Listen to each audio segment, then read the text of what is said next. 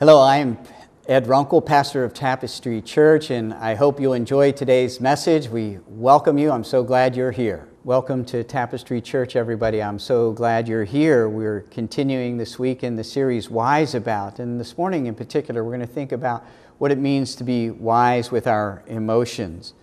I wonder, did any of you happen to notice that a movie came out a couple of weeks ago about James Brown? Maybe you're familiar with one of his hit songs, I Feel Good. Remember how it goes? Oh, I feel good. I knew that I would now. I feel nice, like sugar and spice. No disrespect to James Brown. I thought I could pull him off a little better than that. But how about this one? Are you familiar with the artist Pharrell Williams? You know that name or the song that he's famous for? It's Happy. And of course, Pharrell gives us some deep insights into that emotion. Because I'm happy, clap along. If you lost the tune already, but if you feel like a room without a roof, because I'm happy, clap along. If you feel like happiness is the truth. I mean, there's some pretty deep insight there, isn't there? I guess what I'm trying to get at is that popular music has a lot to say about feelings, doesn't it? I mean, often it says we can't help falling in love and can't help it when the feeling's gone. I mean, you just think through your playlist or some of your favorite songs. And it's true that we can find ourselves kind of driven by our emotions and feelings at times. And, part of what we're going to look at this morning is, what does that mean? Some of us, even we say, I'm just not feeling it, or I feel like this is the way to go. And even as believers will say, use language, feeling language a lot. Or I feel like God wants me to do this, or I feel like God doesn't want me to do this. So we're going to think about that together this morning. I want to share a text with you from the New Testament. This is from the Gospel writer Mark in chapter 4, verses 35 through 41. Jesus has been teaching, sharing parables. On that day, when evening had come, he said to them, "Let us go across to the other side." And leaving the crowd, they took him with them in the boat, just as he was. And other boats were with him. And a great windstorm arose, and the waves were breaking into the boat, so that the boat was already filling. But he was in the stern, asleep on the cushion. And they woke him and said to him, "Teacher, do you not care that we are perishing?" And he awoke and rebuked the wind and said to the sea, "Peace, be still." And the wind ceased, and there was a great calm. And he said to them, "Why are you so afraid? Have you still no faith?" And they were filled with great fear and said to one another, "Who then is this, that even the wind and sea obey him?" Let me just begin with this. Emotions are good. They're a gift from God and are one way that we reflect the image and character of God. And I think that those of us who are Jesus followers want our emotions to serve as good, even excellent ambassadors for God. We want people around us to feel like they know God more accurately as they sense what we feel in various situations. But emotions are complicated and complex, mysterious, and mystifying. Even experts aren't exactly sure what causes us to experience emotions. Both social science and neurobiology have tried to no avail to explain the origin of emotions. And, the truth is that in our experience, they can be troubling and frustrating and sometimes even debilitating. And most Christian writing about emotions emphasizes that we can't trust them. And maybe you've heard the explanation of this idea using a train metaphor where the facts are in the front and then, faith followed by feelings represented by the train's caboose. And the idea is that you let facts lead, followed by faith, and eventually the feelings tag along. In other words, it's probably not a good idea to let your emotions drive your life. And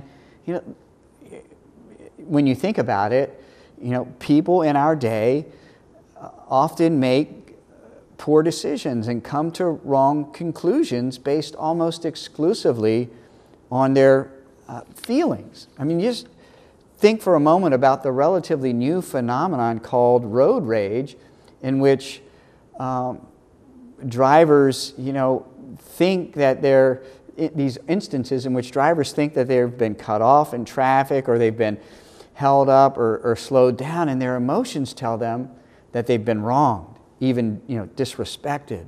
And as a result, they lash out at the other driver, which occasionally has been me, but to an extreme. Their emotions have them reacting in extreme ways, sometimes leading to chasing and cutting off the offender, and even more, with tragic and fatal results. And then there are children's sporting events, which have become another scene in which emotions can lead to extreme responses and reactions, where an official makes the wrong call, or a coach or a parent says something, emotions boil over, and leading to abuse or even violence against officials, coaches, other parents.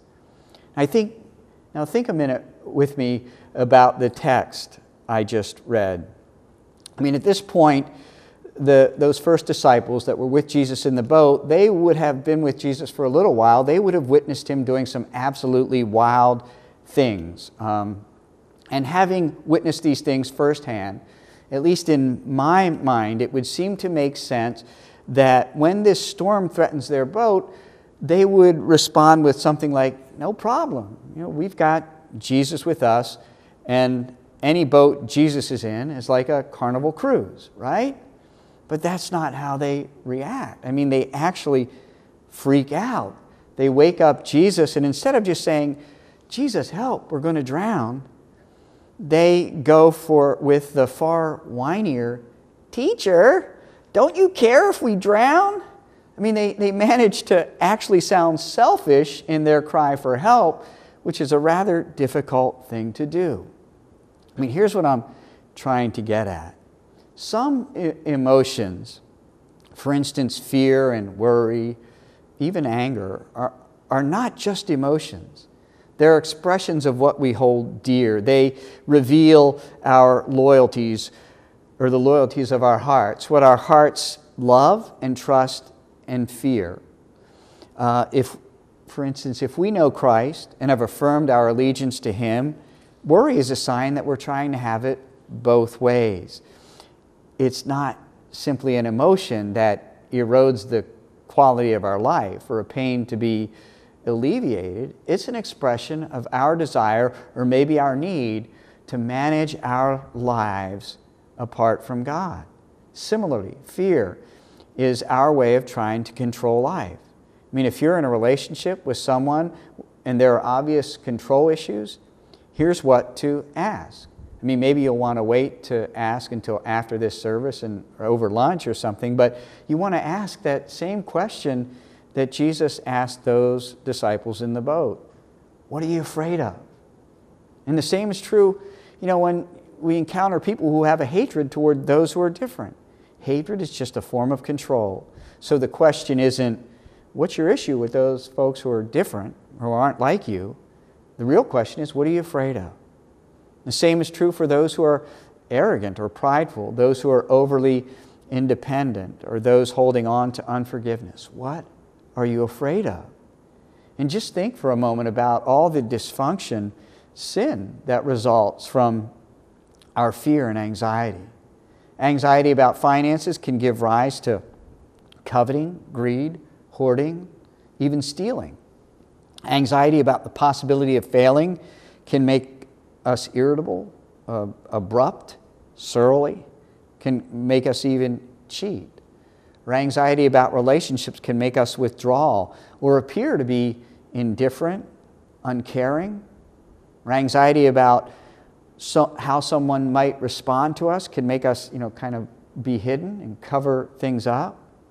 Some emotions are expressions of what we hold dear. Anger doesn't come out of nowhere. It's not an original emotion. In one way or another, anger is caused by unfulfilled desires. The New Testament writer James says our passions, our own passions and cravings and desires, cause all kinds of havoc, quarrels, fights, even murder. So, we want something and we don't get it, and so we get angry. Whenever you're angry, ask yourself, what is it that I want that I'm not getting? I mean, it's right to be angry in some instances. If the driver speeds down your street when your kids are out playing in the front yard, that makes sense. The guy's putting your kids in harm's way. It also would be right to be angry at the actions of Boko Haram in Nigeria, or the actions perpetrated by the Islamic militants or ISIS in northern Iraq, because those are actions that are violent and hate-filled and brutal. But if we're honest, as much as they're a right instance for our anger, most of our anger isn't connected to the incidental, danger surrounding our kids, or the wicked injustices happening across the world to the religious and ethnic minorities and to women and children. As much as we love our kids and care about innocent victims, our anger typically points to other loves. Disordered loves is what a guy named Tim Keller calls them, or inordinate affections, as the early church leader St. Augustine called them. And these disordered loves are part of that age-old problem of taking good things and making them ultimate. It's that shift that turns blessings into idols. And when that happens, when our loves get disordered, so do our emotions. They go haywire. So, for instance, if we're really looking for significance and security through the approval of others, or a good reputation or status or something like that, when anything gets in between us and that thing we want to have, we freak out. At least I do. I'm over the top. I can't shrug it. I find myself getting anxious and angry and annoyed at the simplest, most harmless things that shouldn't make me anxious, angry, or annoyed. And I'm not, again, speaking out of my own maturity here, but out of my own incompleteness. But I'm guessing I'm not the only one. That we're all like the disciples in the boat at times, thinking the skies are crashing down on us, as if God is not in control, as if all sin will not be judged, as if justice will not prevail, as if the church will not endure, as if the Spirit is not ever present and all-powerful, as if our hopes are pinned to what happens to our bodies or our bodies' politics. But not Jesus. Now, maybe you've noticed how in the New Testament gospel, like biographies of Jesus, how all of his anticipations and reactions and emotions are all right. And this becomes instructive for us. I mean, Jesus has the right priorities when it comes to the temptations of earthly things, temporal stresses, cultural idolatry.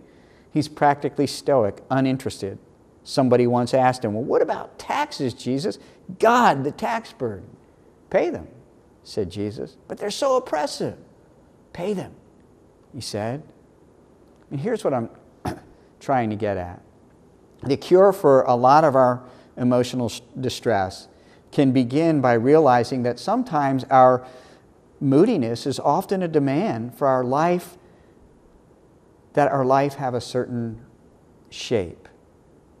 Surrendering to the life that God has given us, though, always kind of puts us under the shelter of His wings and His care, and leaves us whole again, often surprisingly content.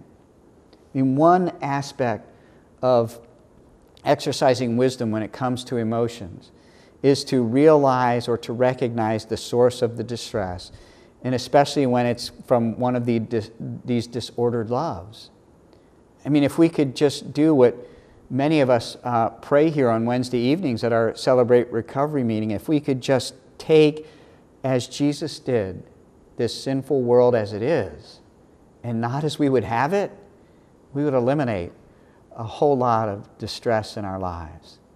Another aspect, or part of what it means to be emotionally mature, is to allow faith to change our emotional amplitude, the higher, lower, response of our emotions in a way that represents God. That is, emotional maturity isn't about emotionalism or feeling all that there is to be felt in any moment to the fullest extent. It's not about stoicism, that is, those who value stoicism over emotionalism tend to equate being unrattled and unmoved with faith. And so much so that they are, for instance, at times uncomfortable allowing themselves to grieve, at least in an outward way, because they fear that their sadness is a form of questioning God. To exercise wisdom in our emotional lives is to allow faith to kind of direct emotion rather than vice versa in a way that represents God. Think about it like this with me for a moment. You may know the Lord's Prayer and you've heard the phrase or said the phrase, "Hallowed be thy name," but do you ever think about what that means? If you're like me, you probably pray those words and never really pause to think about what it's saying. Hallowed be thy name, I read this somewhere, is the only petition in the Lord's Prayer where an explicit act of the human heart is named, the act of hallowing. And all the other petitions serve this. The kingdom comes for this. God's will is done for this. Daily bread is given for this. Forgiveness is for this. Escape from temptation and evil is for this. Hallowing involves reverencing or respecting, honoring, esteeming God's name above all things. And I think one of the ways that we hallow God's name is to live by faith rather than what we feel. Because feelings may be true, but they aren't always true. I mean, if you believe in Jesus Christ and feel like God loves you and accepts you, that is the truth. But if you believe in Jesus Christ and feel condemned or that God has abandoned you, that is not the truth. Feelings are a poor barometer of the truth. So, we may feel hopeless. We may feel like we can't go on another day. And the challenge for those of us who are believers is always, are we going to believe our feelings or are we going to believe God's Word? You may feel like it's impossible to forgive someone. You may feel, not feel like rejoicing in the midst of affliction. But by faith, you refuse to be governed by what your senses tell you in the moment and instead believe something different.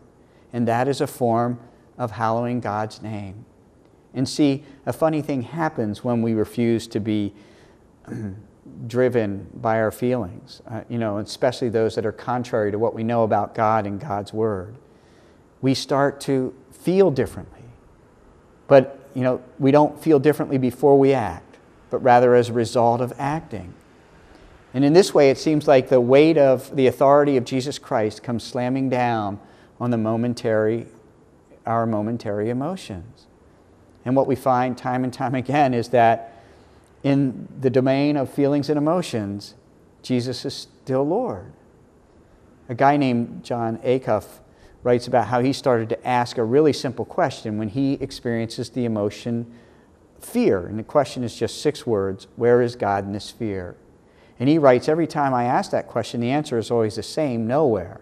Because when I paint these scary pictures in my head of failures to pass and horrors to be, they're always the same. There's no God in that picture. And when I imagine losing everything and trying to pick up the pieces of my life, as I sometimes do in the grip of negative fear and anxiety, there's no God in that picture. Or when I imagine some tragedy that crumbles our family, there's no God in that picture to reassure us. Or I imagine some sort of fear about my future, there's no God present. And that's kind of like the opposite of hallowing God's name, honoring God's name. There's just me and my meager skills and abilities trying to navigate the world, and that is scary and should be scary because I'm incapable of trying to control the world. God, on the other hand, well, you'd be surprised how few things get out of control when they're in God's hands. Never is the word that comes to mind. Or you'd be surprised how many situations are beyond His ability to redeem. None is the word that comes to mind. Or you'd be surprised how many storms are bigger than God. 0 is the word that comes to mind. If you're going to be wise about your emotions, you can't let faith out of the mix, but rather need to let faith be the driver and not the emotions. And let me just say something important here. What I'm not saying today is that you should ignore your feelings or emotions. I mean, if you've experienced some loss, financial, significant loss, or a relationship that you've invested heavily in, abruptly ends, there are going to be all kinds of emotions around that. We live in a fallen world that requires us to deal with painful emotions. I mean, think of the world's news recently. You know, Iraq, Gaza, Ferguson, Michael Brown, Robin Williams, Ebola, Kevin Ward, Ukraine. All this suffering right before our eyes on TV, computer, and phone screens, and then a whole world of hidden suffering we can scarcely imagine. We live in a world filled with brokenness and painful emotions. And to neglect those emotions or to avoid those feelings is unhealthy. In fact, avoiding those kinds of feelings just leads to further issues of compounded stress and shame and depression. I mean, for some of us, the Robin Williams death hits hard, not only because he was a man, bursting with manic energy and, who was an outsized personality and prodigious dramatic talent and a completely unique comic genius who could, make us roll on the floor in laughter and also move us deeply to tears. For some of us, his death hits hard for very personal reasons because we are sometimes dealing with profound and oppressive dark feelings that kind of douse the little light and hope we see. We're sometimes overwhelmed by those emotions. And we, live in this culture, at least here in the United States, where much of what we tend to choose to do and the way we spend our times is kind of emotionally avoidant.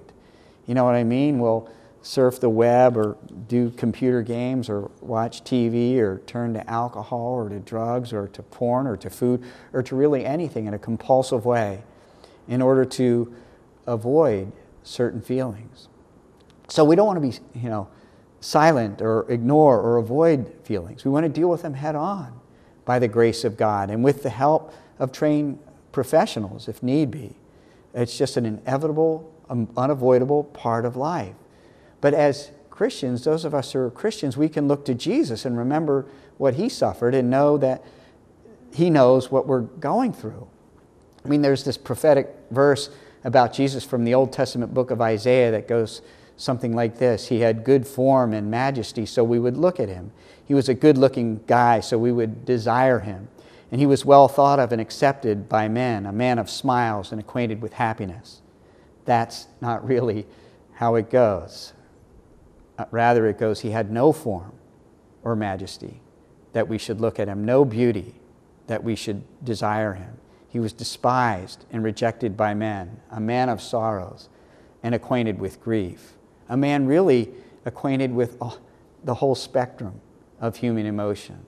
So we as Christians, we have this big God who knows what we're going through, who's near to the brokenhearted and genuinely desires to walk with people through those emotions. You may be familiar with the account of Jesus when he appeared to Saul on the road to Damascus.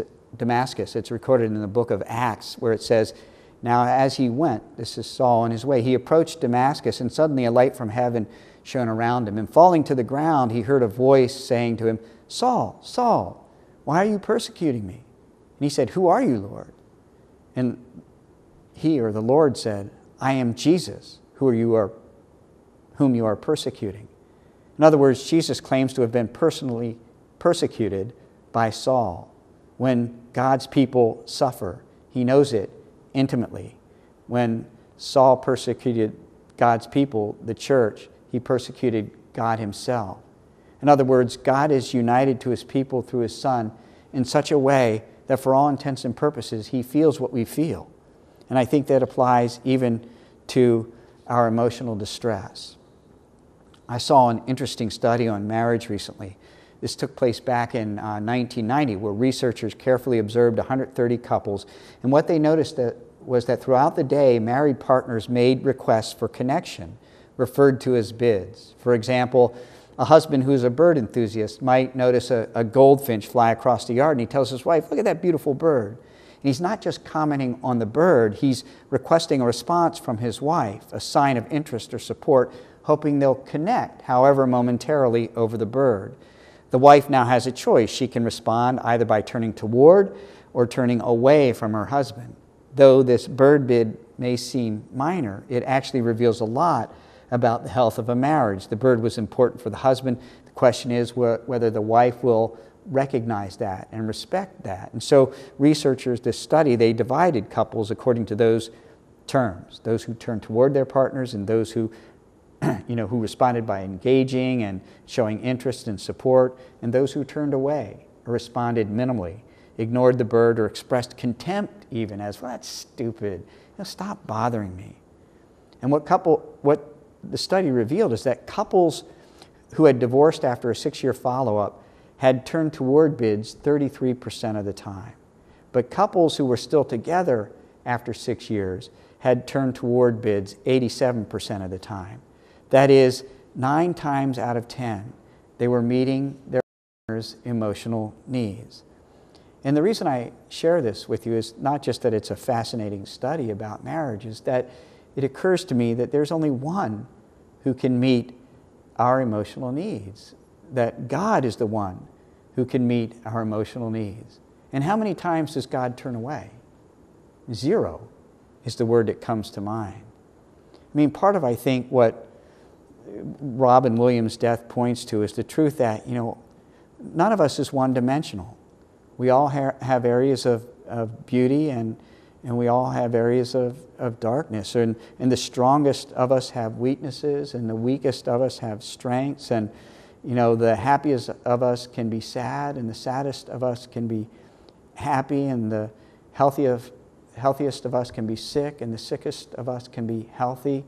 And the question is, as those who have a God who can meet our emotional needs and always turns toward rather than away, which way are we going to turn toward one another as we navigate the world of emotions?